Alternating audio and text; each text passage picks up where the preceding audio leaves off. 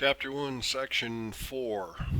We're going to talk about number sets mostly in this section. I'm going to introduce some tools because we're going to run into some things that involve infinity. So it gets to be a little more difficult to say how do I represent that in a way that everybody can understand what I'm talking about. So they're going to bring in some new tools, really, like set notation. And when we have a finite, which means a countable number of things, like this set of 1, 3, and 7, they put these brackets around here, and that's how you say that. That'd be the set of 1, 3, and 7. And which is probably, you could say, hey, it involves those numbers. I could represent that a lot of different ways. I could graph that, and we're going to talk about graphing as another tool to make a picture of some of the things that are going on even with infinity. Um, so we're going to go through that, and I'm going to point out some of these tools. The first number set we actually talked about in the last section, the natural numbers or the counting numbers that they use for talking about prime factorization. And so uh, the whole number set is like the natural numbers with zero. And there's some different stories about when zero was introduced and those kind of things. There's a Netflix thing now that's on there. I'm not sure how long it'll be on there, called The History of Maths, which, if you're interested, it's pretty good history of where some of these number systems came from, and even how the history of mathematics has changed here even recently. So um, if you're interested, that's good. Good. Some English guy is kind of funny, and goes through different parts of the world where they think that these things were first discovered. Well, the whole numbers are this set of 0, 1, 2, 3, and then they got that dot, dot, dot again, which means that it goes on forever. So what we're trying to find is a way to say, I can put a set notation. It's kind of like putting a boundary around it, but there's actually inside of that is a infinity. Another way is to take a number line and we put dots at each number, which shows a pattern, and then we have that number line continue. And then we'd probably still have to say you got to assume that it continues in that pattern and keeps going on forever to the right there in that positive direction. The other thing they're going to talk about is opposites, and I'm going to bring this up a lot of different ways. These opposites are basically on opposite sides. That's where the word comes from, is this number line, which is a great drawing tool even for addition. If you want to add things, you can use a number line. And also we can plot numbers on here. We say that this dot really, it doesn't have size or any volume or area to it. It's just a location indicator. So opposites they bring up is they're on the opposite sides of 0. So if I have a negative 1, its opposite is 1 because the distance from 0 is exactly the same. It's just on the other side of it. So the opposite of negative 3 is it's 3 away, 3 to 0, so I'd go another 3 to the right of 0. So they have the same distance from 0. Those things are opposites. Another word for them is additive inverses and stuff that we'll talk about later too. Now, so we have the set of whole numbers. The next set is integers, which is basically the whole numbers with their opposites. That's why they define that word opposite. And here would be kind of a good picture of it, that we have on this side, if I just had these here, that's the whole numbers. And if I take their opposite, like the opposite of 1 is negative 1, opposite 2 is negative 2, and so on. This set is called integers. And then here it shows it in set notation. So the set of integers is equal to the set of going from negative infinity to a pattern of taking these like negative 4, negative 3, negative 2, negative 1, 0, 1, 2, 3, 4, and so on in that same pattern to positive infinity. So there's an infinity of integers. Okay? And we tend to, especially when we bring in negatives, we have examples of, that we use positive and negatives for, and that's what they're bringing up in here, is that we may want to, if we have a loss that happened, in this case it says in 2011 there was a 13.7 trillion in outstanding mortgage debt in the United States. Well, that debt or owed money or something like that, a lot of times we'll represent that with a negative number. And then the Bad Basin in Death Valley, California is 282 feet below sea level. So we'd say that's a negative number of 282 feet. Okay. And that's a pretty good indicator when we get into word problems and some other things that we want to use this, having this negatives as part of our number set can be useful. Okay. The next number set is rational, and the word ratio means fraction. So if I have a ratio of 1 to 2, we'd write that as fraction of 1/2 or 1 over 2. So that's where they get this rational name here, is really a fraction. And the definition of rational numbers is any fraction that I can make using integers. So I can check this and say, well, is 5 an integer and 9 an integer? Yeah, both of those are integers, so I know that this is a rational number. Is 4 and 7, or a negative 4 over positive 7, those are both integers.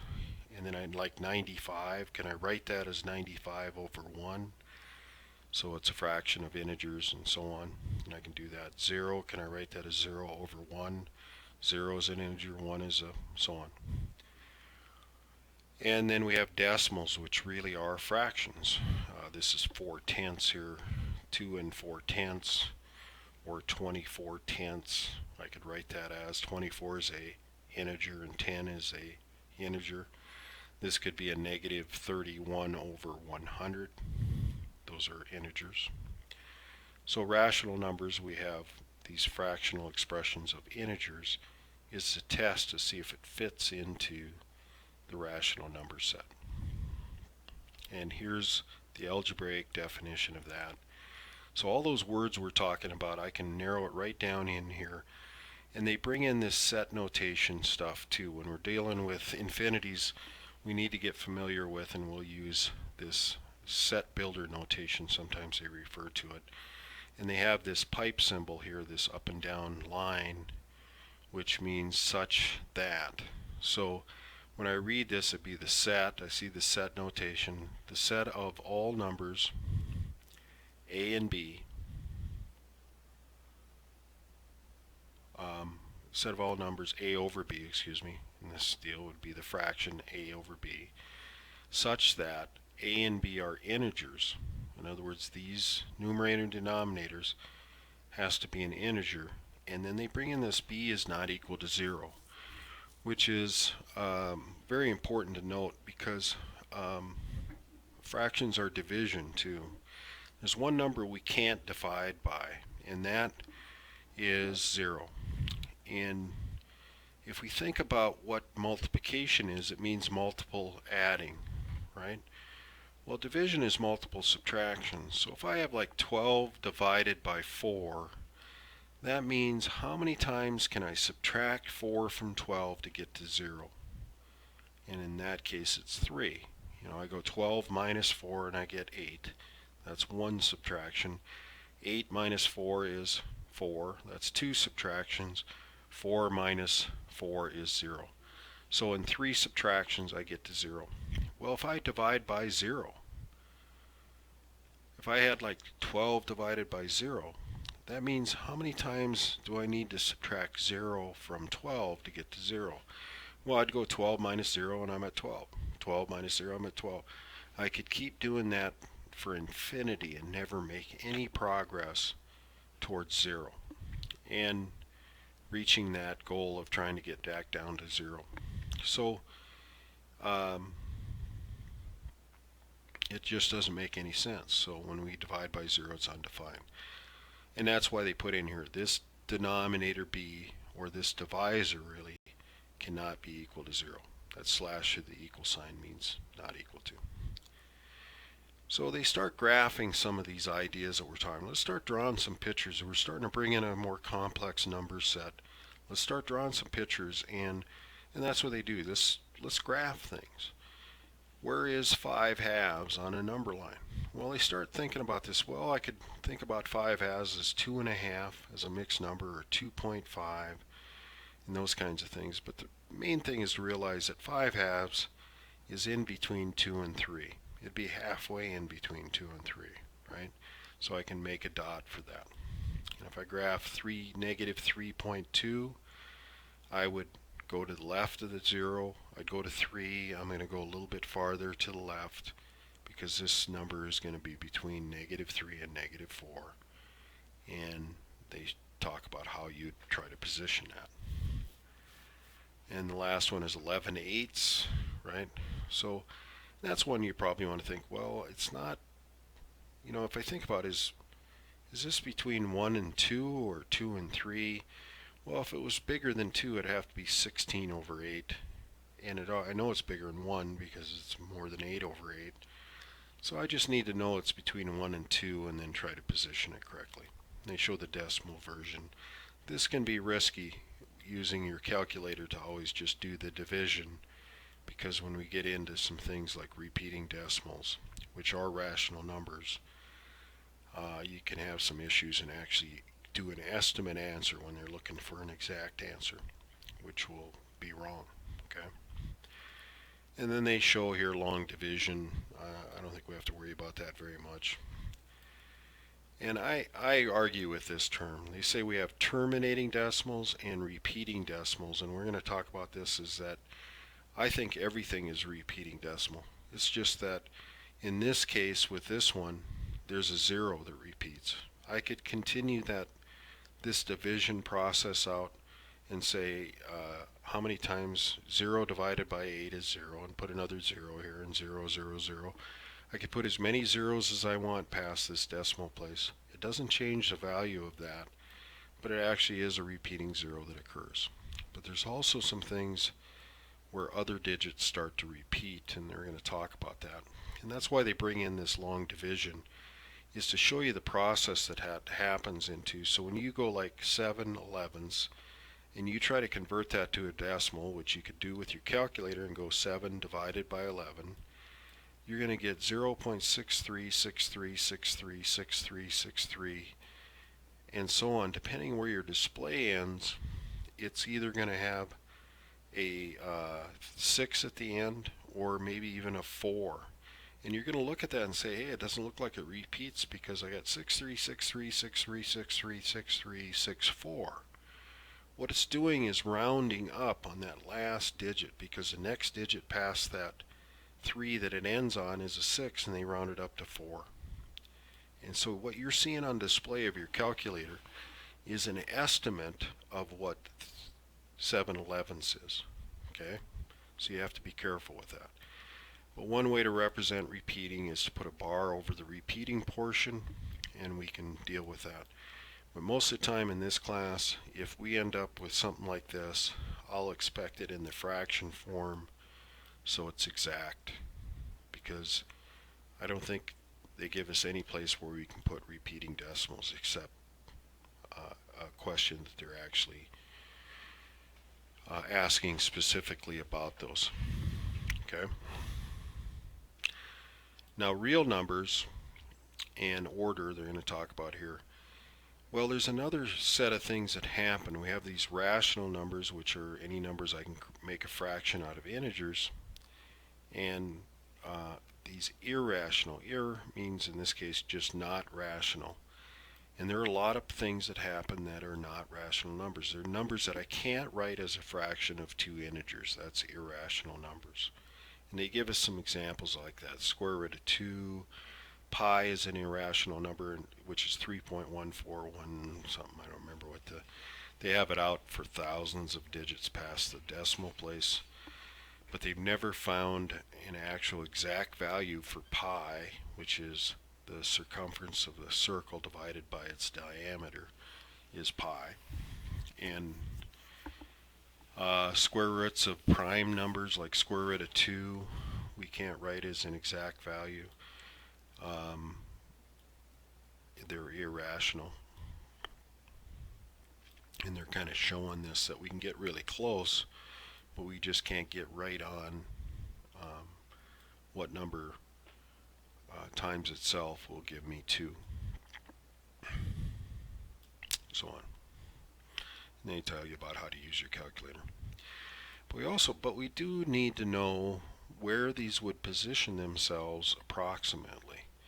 So when we take the square root of 3, and if you put that in your calculator, you can get 1.732 and a bunch of other digits. And so it's approximately equal to that. So we could say, hey, this is between 1 and 2, about right there.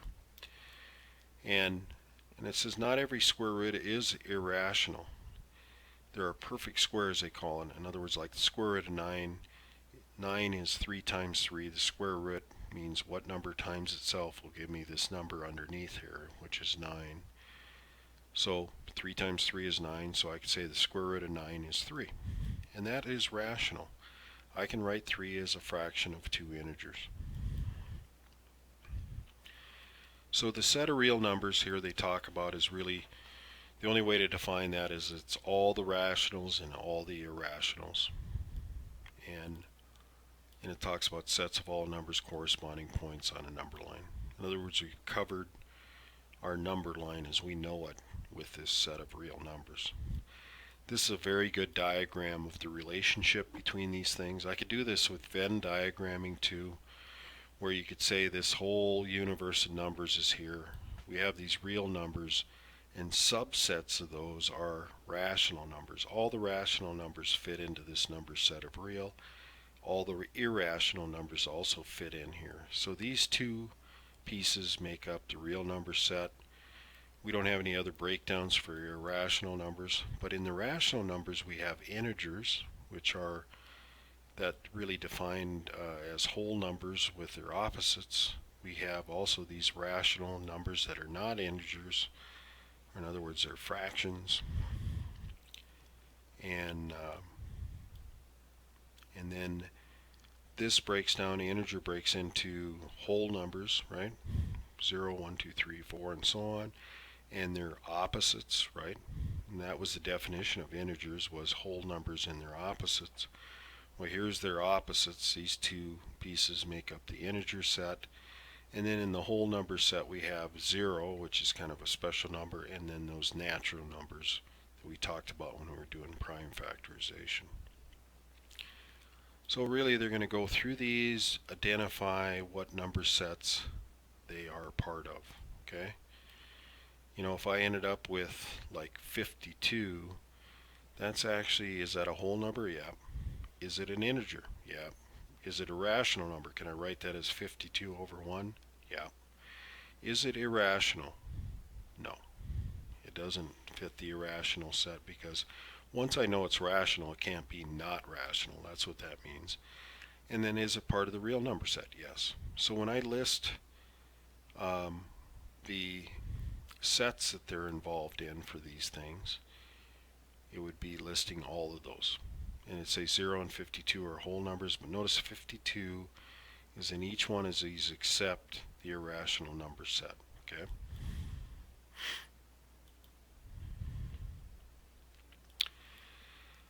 Less than and greater than. Once I pull out a number line, and I think if you think about this way, most of your confusion about these symbols, this is a less than symbol and this is a greater than symbol. Where did they get these symbols from? Well, let's look at this number line. Notice these arrow marks on the end of each line. This points to the left, right? This points to the left. So if I have like -8 is less than 6, I could say it this way. -8 is left of 6 on a number line. And is that true? Well, here's negative 8 and here's 6. Let's read that again. Negative 8 is left of 6 on a number line. And that is true. This is left of that on a number line. Well, the greater than symbol points to the right. So if I say negative 3 is right of or greater than negative 7. Is that true?